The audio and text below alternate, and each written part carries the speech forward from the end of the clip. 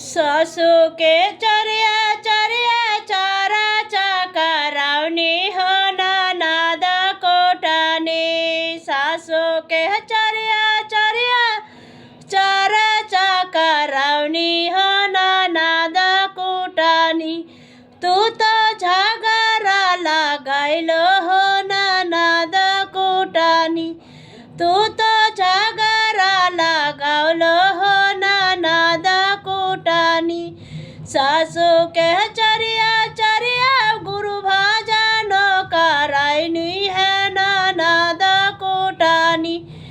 सासू के चरिया चरिया गुरु भजन करवाइनी है ननद कोटनी। तू तो झगड़ा लगावली हो ननद कोटनी। तू तो झगड़ा लगाइलो हो ननद कोटनी।